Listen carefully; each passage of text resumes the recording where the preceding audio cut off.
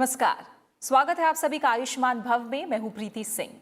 आजकल की भाग दौड़ भरी जिंदगी में लोगों को कई तरह के रोग हो रहे हैं। इनमें से एक आम सा रोग हो गया है भूलना। लोगों को भूलने की आदत या कहीं बीमारी होने लगी है। पहले लोगों को इस समस्या का सामना उम्र बढ़ने के बाद करना पड़ता था, लेकिन आजकल कम उम्र में भी ये समस्या हो रही है। अहम यह है कि लोग पहले छोटी छोटी चीजें भूलने लगते हैं, लेकिन इस पर ध्यान नहीं देते और बाद में ये बढ़कर गंभीर बीमारी का रूप ले लेती है। इसलिए इस पर समय पर ध्यान देना बेहद जरूरी है। आज हम बात करेंगे याददाश्त से जुड़ी बीमारी के एक प्रकार एमनेजिया की, और इस पर बात करने के लिए 3 अलग अलग पैथी से जुड़े स्वास्थ्य विशेषज्ञ हमारे साथ मौजूद हैं। हमारे साथ हैं एलोपैथी विशेषज्ञ डॉक्टर अचल श्रीवास्तव। डॉक्टर श्रीवास्तव, आपका बहुत बहुत स्वागत है कार्यक्रम में। हमारे साथ है आयुर्वेदिक विशेषज्ञ doctor Tanuja Manoj necessary. Doctor necessary, आपका भी बहुत बहुत स्वागत है। साथ ही हमारे साथ है होम्योपैथी विशेषज्ञ डॉक्टर अशोक कुमार शर्मा। डॉक्टर शर्मा, स्वागत है आपका कार्यक्रम में। सेहत की अगर हम बात करते हैं तो सेहत को ट्रैक पर रखने के लिए हमारे मस्तिष्क को ठीक रखना भी बेहद जरूरी है, यानी हमारे दिमाग का ठीक होना भी बेहद जरूरी है। और अगर दिमाग चीजें याद रखना ही भूलने लगे तो जीवन में नीरसता आ जाती है। भूलने की बीमारी एमनेजिया की समस्या के पनपने के पीछे आखिर कारण क्या है, ये जानना सबसे पहले जरूरी है, ताकि समय रहते इस समस्या से निपटा जा सके।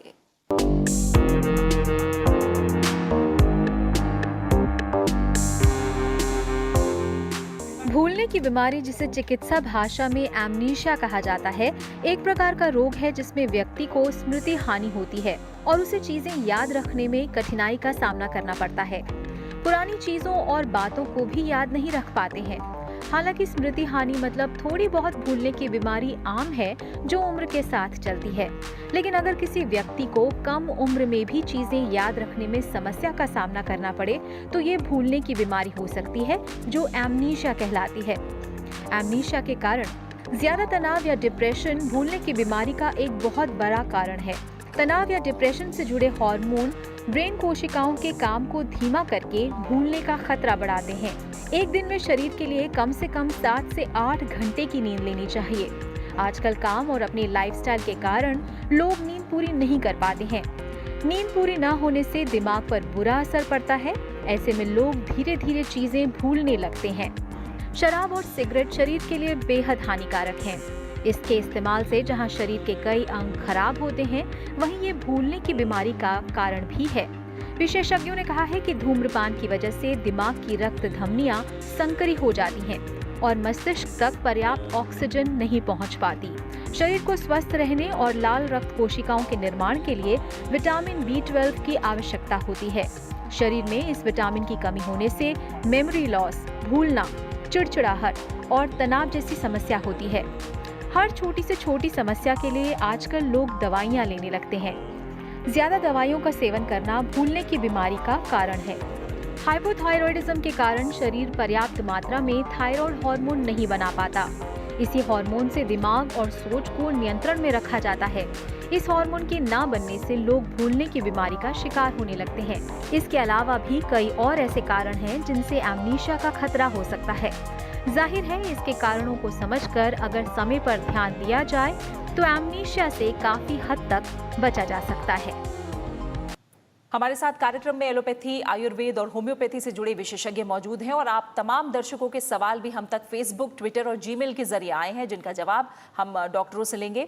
डॉक्टर श्रीवास्तव, मैं सबसे पहले आपसे शुरुआत करूंगी। आप हमें थोड़ा सरल शब्दों में समझाइए कि एमनेजिया आखिर है क्या और ये किस तरह का प्रभाव मस्तिष्क पर इसमें पड़ता है। एमनेजिया देखिए टेक्निकल टर्म है और इसका जो अर्थ है आम जनता के लिए है वो है याददाश्त की कमी। अब एमनेजिया याददाश्त की कमी हिंदी में अगर समझें उस बात को तो बड़ा स्पष्ट है कि हम कोई चीजें भूल रहे हैं। अब रोज की चीजें भूल रहे हैं, चाबी कहाँ रख दिया भूल गए, या कुछ सामान लेके जाना था भूल गए, फिर से ऊपर आ रहे हैं लेने के लिए। तो इस तरह से चीजें जो है आप रोज की जिंदगी में होती रहती है। लेकिन ये बात पर तब तक उतना ध्यान देने की आवश्यकता नहीं होती जब तक ये आपके रोज के काम में व्यवधान न डाले। जब तक आपका काम याद आ जाता है, जब आपने कोई चीज याद करने की कोशिश की, भूले हुए याद आ गया, तब तक चलता रहता है। लेकिन जब ये बिल्कुल ही याद नहीं आए या इतने समय बाद याद आए कि आपके रोज के काम में व्यवधान उत्पन्न हो रहा है, तो ये फिर सिग्निफिकेंट माना जाता है और इसके पर फिर हमें एक्शन लेना चाहिए, चिकित्सक से संपर्क करना चाहिए और उचित इलाज कराना चाहिए। जी। अगर डॉक्टर नेसरी अब हम आयुर्वेद के नज़रिए से समझें तो आयुर्वेद एमनेसिया को लेकर क्या कहता है?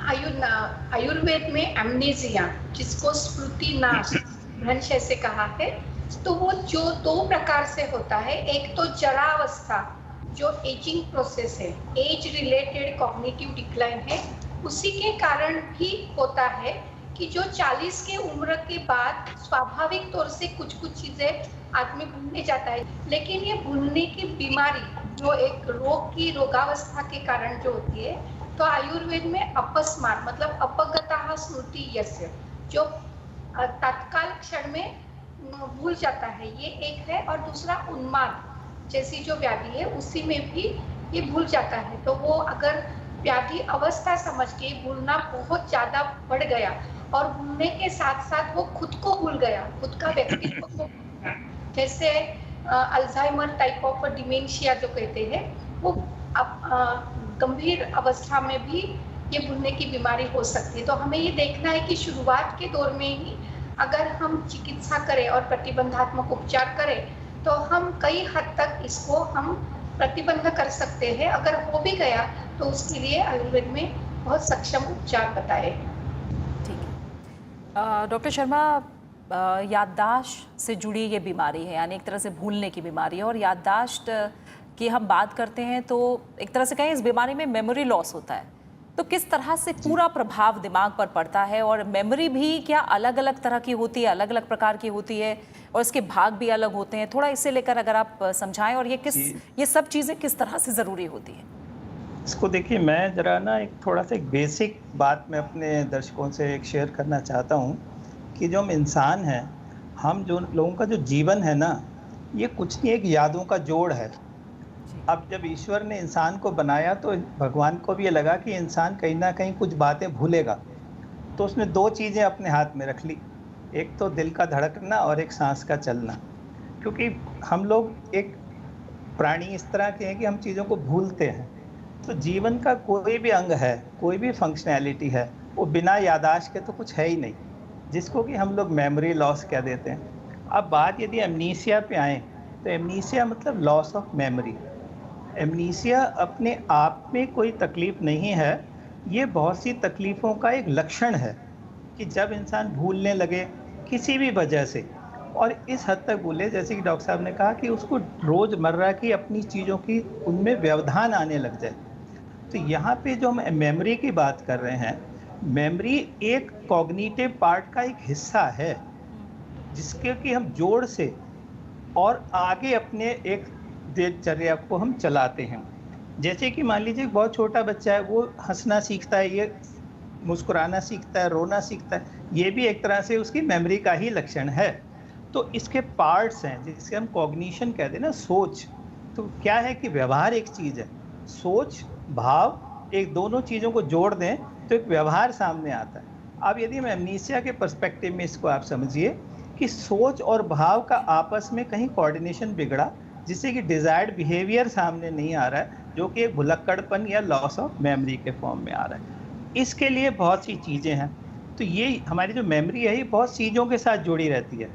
तो अभी जितने भी हमारे सेंस ऑर्गन्स हैं, देखिए रूप, रस, रंग, स्पर्श, ये जितने भी हमारे सेंस ऑर्गन्स हैं, आँख है, कान है, त्वचा है, जीवा है, ये सब जब हमारी एक समावेश करके एक ब्रेन को कोई चीज़ देती हैं और ब्रेन उसको एक जनरेट करके एक बिहेवियर सामने लाता है, वो सब हमारी मेमोरी के बेस पे है। अब मेमोरी 2 तरह से हम यदि इसको मोटे तौर पे देखें, एक होती है वर्किंग मेमोरी, जैसे कि मैं अभी आपसे बात कर रहा हूँ और बहुत सी चीज़ें मैं अपनी लॉन्ग टर्म मेमोरी से उठा रहा हूँ और आपसे बात करता जा रहा हूँ। अब हमारा ब्रेन जो है वो इतना अच्छा ऑर्गन है कि वो कहता है मेरे को कौन सी चीज़ें रखनी है, कौन सी नहीं रखनी है, मतलब जिस चीज़ को हमको अटेंशन चाहिए। तो ये एक बहुत ज़बरदस्त प्रोसेस है जो कि सिर्फ एक ह्यूमन बींग्स के अंदर ही है। और जो आपका टॉपिक आज एमनीसिया, एक बहुत ही अच्छा टॉपिक है, क्योंकि आज के इसमें क्या है कि हम बहुत सी बातें तो भूलना चाह रहे हैं और बहुत सी बातें हम भूलना नहीं चाह रहे हैं। तो एक कश्मकश चल रही है, भागदौड़ भरी जिंदगी है, थकना मना है। डॉक्टर श्रीवास्तव, जब याददाश्त से जुड़ी बीमारियों की बात करते हैं तो आमतौर पर जो नाम हम सुनते हैं, अल्जाइमर का सुनते हैं, डिमेंशिया का सुनते हैं। थोड़ा अगर मोटे तौर पर आप समझाएं कि एमनेशिया, डिमेंशिया, अल्जाइमर, इनमें किस तरह का फ़र्क है? एमनेसिया की अगर हम बात कर रहे थे अभी तक, एमनेसिया एक सिम्पटम है और अगर हम डिमेंशिया की बात करें तो डिमेंशिया एक कहा जाए कि और चीज़ें इन्वॉल्व होती हैं, नॉट ओनली मेमोरी। तो उसमें थिंकिंग है, जजमेंट है और बिहेवियर है। ये सब चीज़ें भी जब इसमें से भी कोई डिफेक्ट आए, तब कहा जाता है कि डिमेंशिया हो गया। तो एमनेसिया के अलावा थिंकिंग में, जजमेंट में, बिहेवियर में, ये सब में जब प्रॉब्लम आने लगे, तो ये कहा जाएगा कि डिमेंशिया हो रहा है। अब हम इसी संदर्भ में अल्जाइमर्स को समझने की कोशिश करते हैं। तो डिमेंशिया एक मतलब कहा जाए कि जैसे हम कहते हैं फल, उसके बाद हम कहें केला, सेब, है ना? तो इस तरह से समझिए कि डिमेंशिया एक फल हुआ और केला और सेब की बात करें तो ये एक उसमें से एक हुआ कि अल्जाइमर्स डिजीज़ या इसी तरह की बात करें हम लोग तो एक नॉर्मल प्रेशर हाइड्रोसेफेलस, तो इस तरह की या कोई इन्फेक्टिव डिजीज़ या ब्रेन में ट्यूमर होना, तो इन सब कारणों से जो बीमारियाँ होंगी, मेमोरी इम्पेयरमेंट होगा और साथ में कुछ न कुछ और जैसे कि जजमेंट में गड़बड़ी हो, थिंकिंग में गड़बड़ी हो, बिहेवियर में गड़बड़ी हो, ये सब कुछ हो रहा हो, तब हम कहेंगे कि डिमेंशिया हो रहा है। तो अल्जाइमर्स डिजीज़ एक डिमेंशिया का प्रकार है। जी, कारण कारण पे अगर आप प्रकाश डालें डॉक्टर श्रीवास्तव, क्या बड़े कारण हैं? क्या ऐसी वजह हैं जिसकी वजह से भूलने की बीमारी हो सकती है? देखिए, मैं इसको 2 तरह से बताना चाहूँगा। पहली बात तो ये है कि आपने देखा होगा कि अक्सर कम उम्र के लोग, बच्चे कई बार माताएँ अपने बच्चे को लेके आती हैं कि इनकी मेमोरी खराब है या कई बार 30-35 साल के लोग आ जाते हैं कि इनकी मेमोरी खराब है और तीसरा ग्रुप है जो 60 साल से अधिक उम्र के लोग आते हैं कि मेमोरी में गड़बड़ी आ रही है। तो सबसे पहले मैं बच्चों की बात करूँ, तो इसके पहले कि मेमोरी समझे सबसे पहले 2 बात और ज़रूरी है समझना कि मेमोरी की जब बात करते हैं हम लोग तो रजिस्ट्रेशन की बहुत इम्पोर्टेंस है उसमें।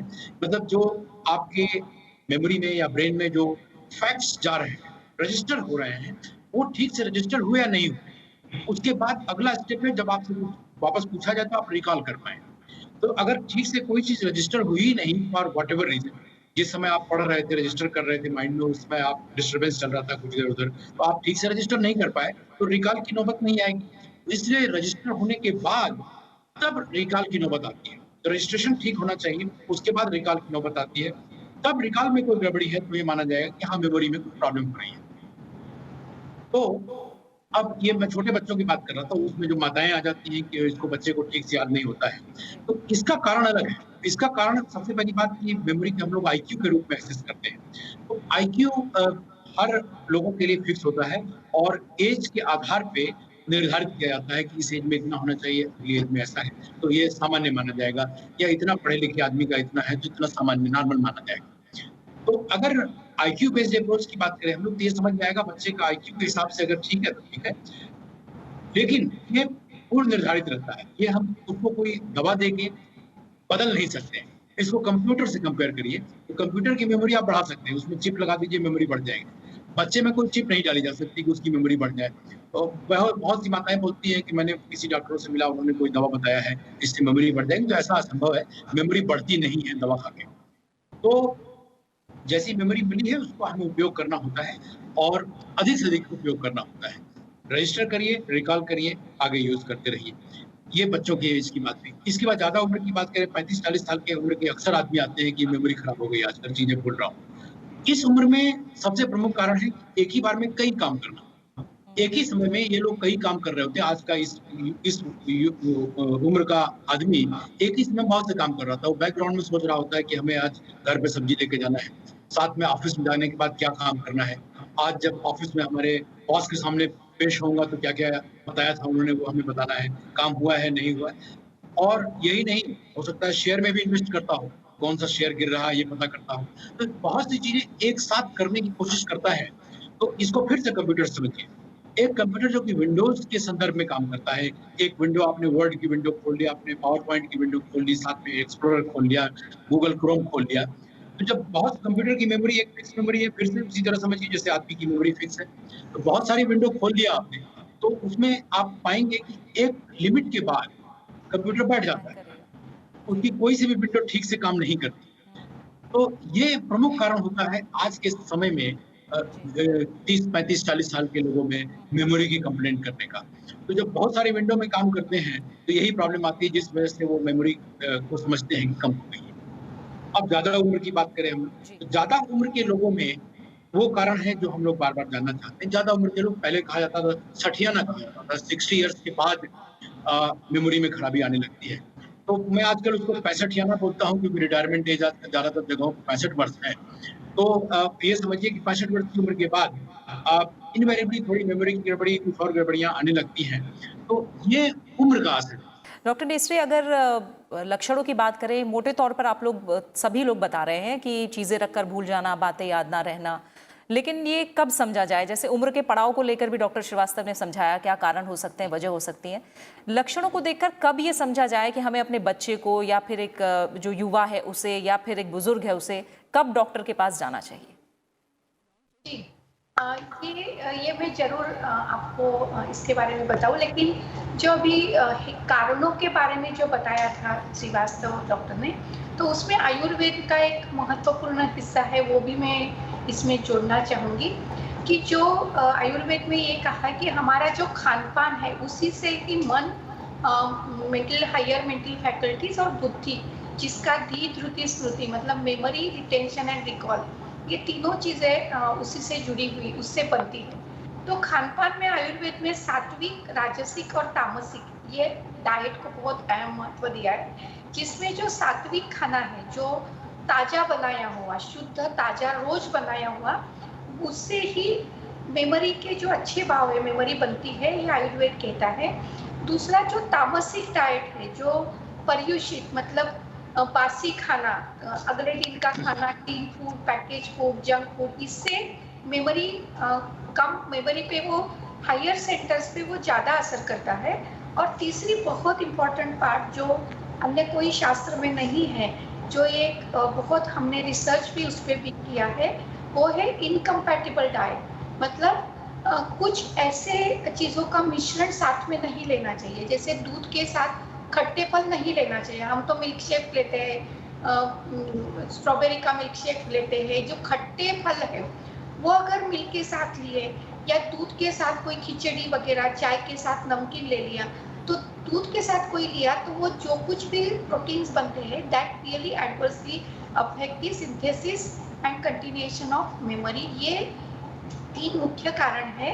एक और चीज़ मैं बताना चाहूँगी कि जो डाइजेस्टिव, जो गट माइक्रोबायोटा है, जिनका पेट हमेशा खराब होता है, इंडाइजेशन की लॉन्ग टर्म बीमारी, जिसको इन्फ्लेमेटरी बाउल डिसऑर्डर हम कहते हैं, आयुर्वेद में ग्रहणी रोग कहते हैं, ये अगर लगातार क्रॉनिक बीमारी है, तो जो आहार रस बनता है जिससे मेमोरी का भी नरिशमेंट होता है, धीरे धीरे उसका एक लक्षण अल्प मेमोरी, स्मृति अल्पता में होता है। तो हम बाकी भी देखते हैं कि उसका ओवरऑल स्टेटस क्या है, क्योंकि डाइजेशन का भी स्टेटस है कि उसका परिणाम स्वरूप मेमोरी कम होना, ये एक लक्षण हो सकता है।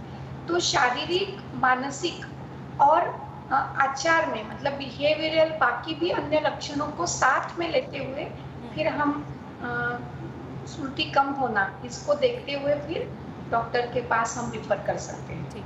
ठीक है।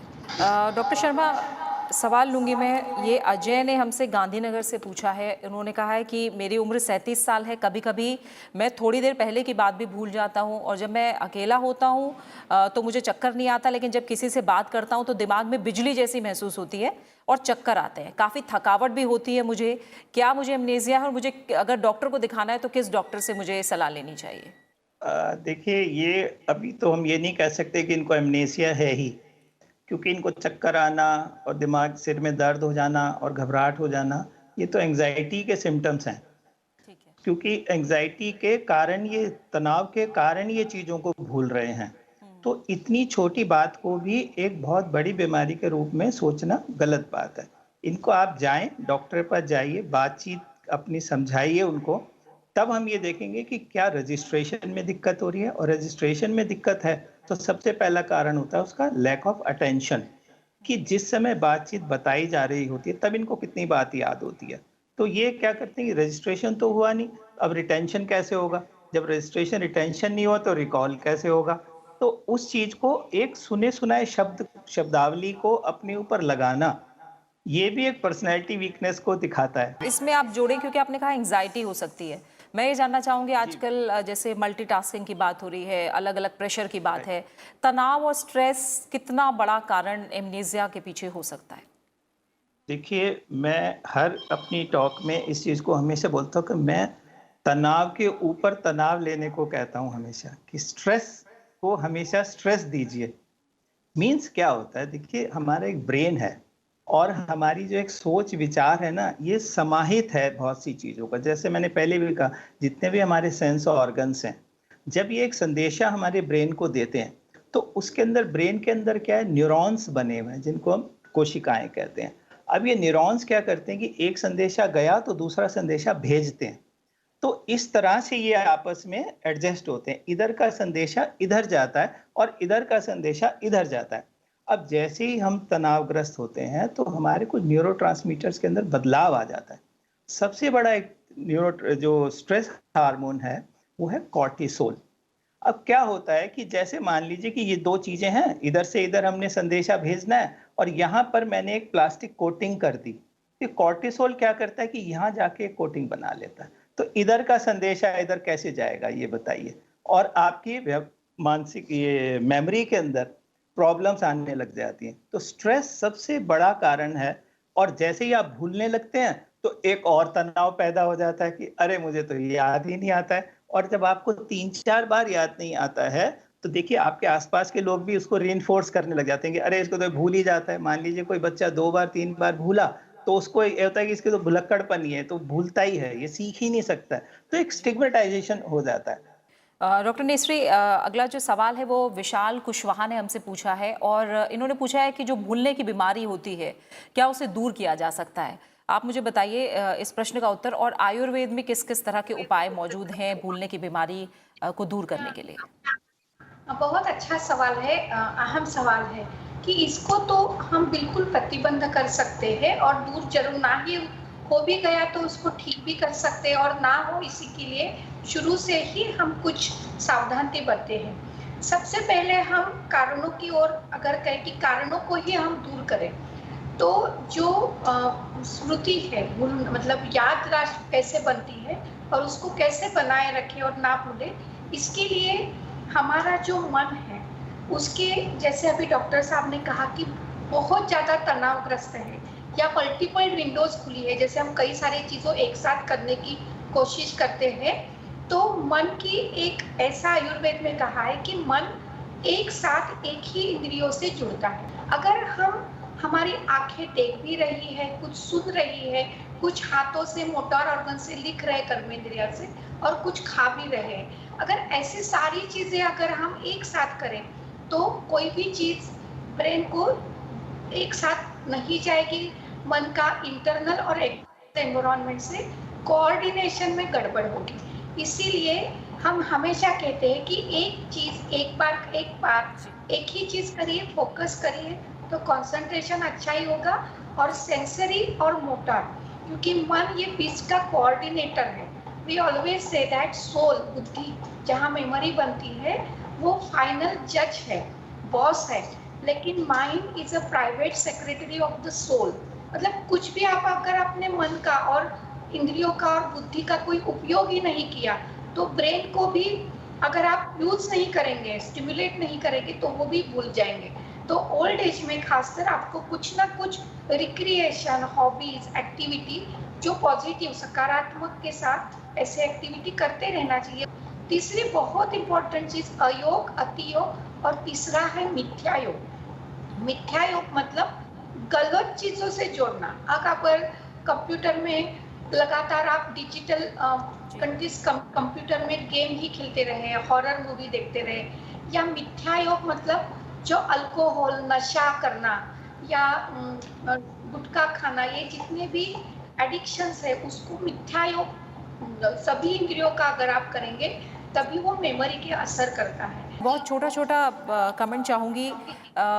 डॉक्टर शर्मा, एक प्रश्न है ममता सिद्धार्थ का दिल्ली से इन्होंने पूछा है कि मेरा बेटा 10 साल का है, कभी कभी अगर उसकी किसी बात के बीच में कुछ और बात करने लगो तो पूछता है कि मैं क्या कह रहा था, उसे तुरंत याद नहीं आता कि वो किस बारे में बात कर रहा था।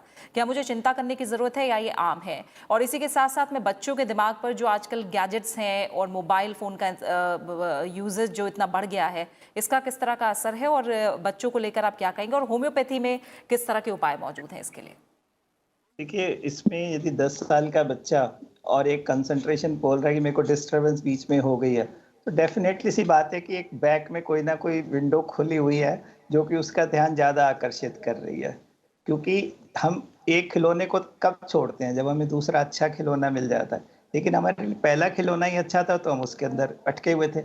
अभी जैसे इन्होंने पूछा कि गैजेट्स के लिए, तो गैजेट उसका एक अट्रैक्शन है, उसको वो अटेंशन ज़्यादा दे रहा है। जैसे अभी डॉक्टर साहब कह रही है मल्टीटास्किंग, मतलब वो बात तो कर रहा है लेकिन दिमाग में उसके गैजेट भी चल रहा है, तो वो चीज़ उसको डिवाइड कर देती है। तीसरी बात जो बच्चों के लिए हम ये बात करते हैं और होम्योपैथी की बात होती है, देखिए ये 3 चीज़ों को हमको ध्यान देना पड़ता है, रजिस्ट्रेशन, रिटेंशन एंड रिट्राइवल।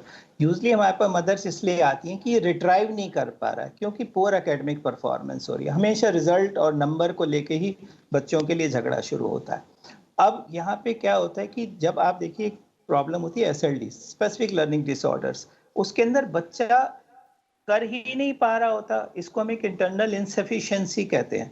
लेकिन पेरेंट्स बोलते हैं आपके पास आंख भी है, कान भी है, जबान भी है, आपको सब कुछ दिख रहा है, हमने तो आपका सब कुछ जांच करा लिया। तो एक लर्निंग डिसेबिलिटी तो नहीं है बच्चे को कहीं, वो चीज को हमको रूल आउट करना पड़ता है। दूसरी बात, बच्चे का न्यूट्रिशनल स्टेटस क्या है। तीसरा, ये बच्चे गैजेट्स के कारण अपनी नींद को पूरा नहीं लेते हैं। तो जैसे ही नींद पूरी नहीं होती तो जैसे मैंने पहले कहा कि अगेन कॉर्टिसोल लेवल्स बहुत हाई चले जाते हैं। तो डिजायर्ड बिहेवियर क्या चाह रहे हैं कि बच्चा सब कुछ याद करे और सब कुछ करे। ठीक है, और लास्ट में बहुत छोटा सा कमेंट मैं चाहूँगी, जो उम्र के साथ भूलने की शिकायत होने लगती है, काफ़ी लोग इसे नज़रअंदाज करते हैं परिवार में, इसे कितना सीरियसली लेना चाहिए? और होम्योपैथी और साथ ही डॉक्टर नेसरे आपसे आयुर्वेद के नज़रिए से भी समझूंगी, कितनी मदद आयुर्वेद और होम्योपैथी कर सकता है? उम्र के साथ जो भूलने की बीमारी है उसे कितना सीरियसली लेना चाहिए? डॉक्टर शर्मा जी देखिए, जैसे ही हमारी उम्र बढ़ती है तो हमारे दिमाग के जो न्यूरॉन्स हैं उनकी एक नेचुरल डेथ तो होती ही होती है। अब उनको हमको बचाना है, या मान लीजिए पहले से कोई प्रीवियस हिस्ट्री है किसी के यहाँ डिमेंशिया की और अब वो उस ओल्ड एज के अंदर आए हैं, तो हमें we have to be very careful कि पहले से ही उनको इस तरह की दवाएं दे दी जाएं, जैसे कि हम होम्योपैथी के अंदर इसको एक साइकोसिफिलिटिक माइजम की तरह ट्रीट कर लेते हैं। अब यहाँ होम्योपैथी के अंदर क्या होता है, किस तरह का एमनीसिया है, क्या डेट के लिए है, क्या अभी खाने के लिए है, क्या अभी क्या किया था उसके लिए है, या क्या करना है उसके लिए, या क्या जगह के लिए, मतलब घर से तो निकले थे, निकल गए, अब घर का रास्ता ही भूल गए। तो ये चीजों के लिए होम्योपैथी बड़ी स्पेसिफिसिटी दवा है जो कि साथ में काउंसलिंग और अदर डाइटरी रिस्ट्रिक्शंस को मेजर करके होम्योपैथी बहुत मदद कर सकती है। बिल्कुल ठीक है। डॉक्टर नेसरे आप क्या कहेंगे इसके बारे में? कि नज़रअंदाज बिल्कुल नहीं करना चाहिए। और आयुर्वेद में एक मेध्य रसायन नाम का बहुत बड़ा एक ग्रुप है कि जिनसे हम सप्लीमेंट दे सकते हैं, रिजुविनेटिंग हर्ब्स, जिसमें ब्राह्मी, आंवला, मुलेठी, गिलोय, अश्वगंधा, ये सभी को अवस्थानुसार और व्यक्ति की प्रकृति के अनुसार हम दे सकते हैं। खान पान में हम जरूर हर किसी को करते हैं कि there is a nature signature, जैसे अखरोट है, वॉलनट है, तो वो ब्रेन के सभी को नरिशमेंट देता है। तो जैसे उन्होंने न्यूरोप्लास्टिसिटी कही, तो वो बायोजेनिक अमाइन है, उनको वो सिंथेसाइज करता है, प्रोटीन को सिंथेसाइज करता है, जो मेमोरी को भी सिंथेसिस करते हैं। तो ऐसे जो ड्राई फ्रूट है जैसे कि बादाम है, अखरोट है, खान पान में घिया, लौकी, ये सभी बुद्धि को, मेमोरी को बढ़ाते हैं।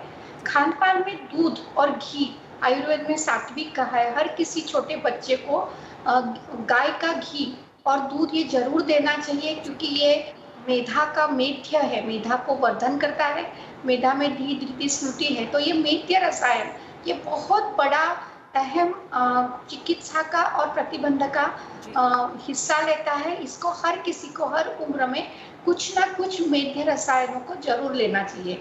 खान पान में तो हम इसके साथ साथ हम तिल है या जैसे मसालों की चीज़ें हैं, दालचीनी, जीरा, धनिया, ये सभी मेध्य रसायनों में कहे जाते हैं। जी। तुलसी का पत्ता जो आजू बाजू में हमारे होम फार्मेसी, किचन फार्मेसी में, ये हर महिला, हम यही कहते हैं कि महिलाओं को, जैसे कि मैं तुलसी तेरे आंगन की ऐसे कह के रोज पानी डाल के एक तुलसी का पत्ता लेना है, तो यही एक तो एंजाइटी भी कम करती है, मेमोरी को भी अच्छी रखती है। बहुत बहुत शुक्रिया डॉक्टर नेसरी आपका, डॉक्टर शर्मा आपका, डॉक्टर श्रीवास्तव आपका, आप तीनों मेहमानों का मैं बहुत बहुत शुक्रिया कहना चाहूँगी। और उम्मीद है कि जो आज बताई गई बातें हैं उसका आप सभी लोग ख्याल रखेंगे और अपनी जीवन शैली को स्वस्थ बनाकर तंदुरुस्त तन के साथ मन और दिमाग को भी तंदुरुस्त रखेंगे। इसी के साथ आयुष्मान भव के आज के अंक में फिलहाल इतना ही। आप इस कार्यक्रम को YouTube पर भी देख सकते हैं, अपनी राय और सुझाव हमारे साथ साझा कर सकते हैं। इनका हम बेसब्री से इंतजार करते हैं। इजाजत दीजिए और अपना अच्छे से ख्याल रखिए। नमस्कार।